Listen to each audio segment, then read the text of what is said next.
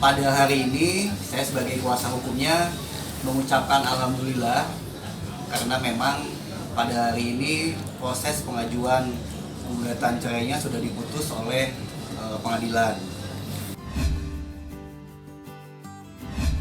Satu hal yang mesti kalian tahu bahwa ini tidak, gugatan perceraian ini tidak tiba-tiba langsung, tiba-tiba datang sekonyong-konyong. Ini melalui proses yang cukup lumayan panjang, sekitar 2-3 minggu. Pada saat itu Mbak Tata 1 bulan ke belakang ya Mbak Tata, dia kontak saya, dia meminta untuk saya membantu proses pengajuan gugatan cerai. Sebagai seorang muslim, pada saat itu saya menyatakan bahwa Mbak Tata sebelum mengajukan gugatan perceraian, tolong dipikirkan dulu, masak-masak,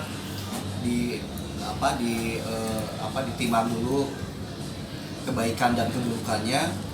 Di akhir cerita pada saat itu saya mengajukan untuk coba deh sholat dulu, istirahat dulu, sholat tahajud dulu seminggu 2 minggu ini. Nanti ketika sudah ada kebulatan hati yang sudah cukup yakin lagi, Mbak Tata hubungi saya. Pada saat itu Mbak Tata mengiyakan, dan selama 1-2 minggu kita tidak ada komunikasi. Minggu ketiga beliau kontak saya lagi.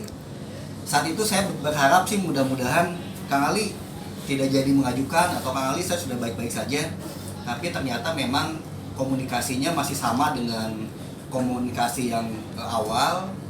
Mbak Tata tetap meminta saya untuk membantu mengajukan proses gugatan perceraian.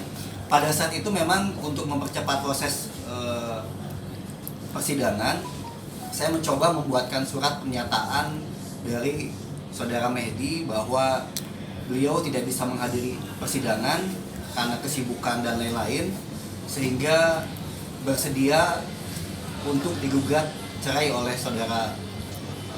oleh Mbak Tata. Dan akhirnya pada saat itu saya kirim email ke Mbak Tata.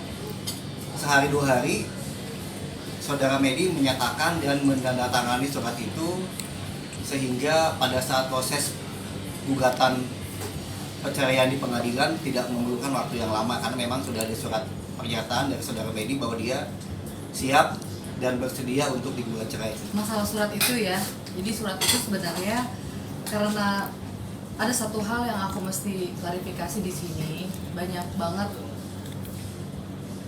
berita-berita di luar sana yang bilang, aduh mempermainkan pernikahan, aduh kok kemarin kawin cerai kayak mainan. Sorry, ada satu hal yang saya mesti tegaskan di sini, bahwa saya tidak pernah punya niat untuk mempermainkan pernikahan, dan saya tidak pernah ingin bercerai. Jadi kenapa saya menggugat? Saya hanya melaksanakan apa yang diinginkan oleh Mehdi. Jadi perceraian ini adalah 100% keinginan dari Mehdi. Sekuat apa saya mempertahankan, sekuat apa saya melarang, sekuat apa saya menginginkan dia untuk stay, untuk tidak pergi, dia udah ingin pergi. Jadi ya udah, apa yang saya bisa buat, dia ingin diselesaikan, dia bilang selesaikan secara hukum, semua paper, semua surat-suratnya secepatnya. Makanya saya konsultasi sama Pak Ali gimana, dia pengen cepat selesai karena dia sudah tidak ada di Indonesia, dia pengen cepat selesai. Makanya Pak Ali bikin surat itu ya, kebenarannya itu. Terus apa lagi? Jadi udah pergi, saya bisa apa? Orangnya udah nggak mau, udah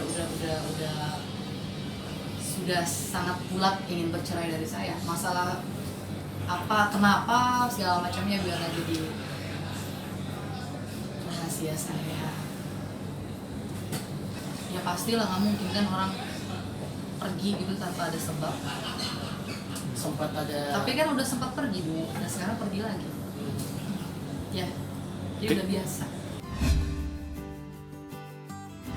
Kecewa pasti, saya manusia ya.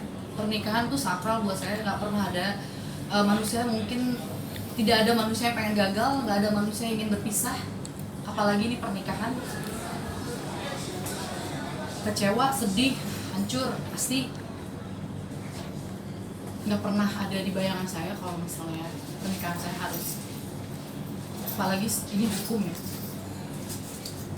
harus selesai gitu. Tapi ya kembali lagi, saya bisa apa? Saya bisa apa? Orangnya udah nggak mau dengan alasan-alasan yang ya udahlah, nggak usah saya omongin ya. Pokoknya saya hargai keputusannya. Sebagai seorang manusia, dia berhak untuk memilih hidupnya, kebahagiaannya. Bila dia pikir kebahagiaannya bukan bersama saya, masa depannya bukan bersama saya hargai. Mudah-mudahan di sana dia akan temukan kebahagiaannya, apa yang dia inginkan, apa yang menjadi obsesi. Kita doain aja. Saya doain dia yang terbaik. Saya nggak mau buka keburukan orang. Dia pernah jadi seseorang yang mengisi hidup saya. Saya ambil positifnya, saya melangkah lagi ke depan sama anak-anak dengan cara memperbaiki diri saya juga.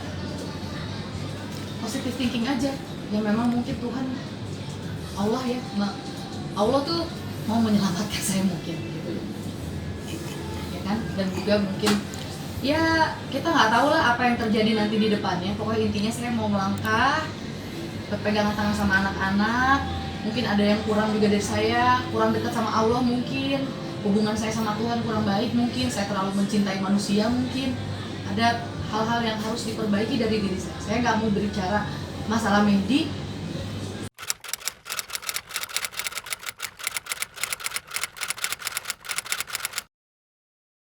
Jadi jangan lupa untuk subscribe Cumi Cumi.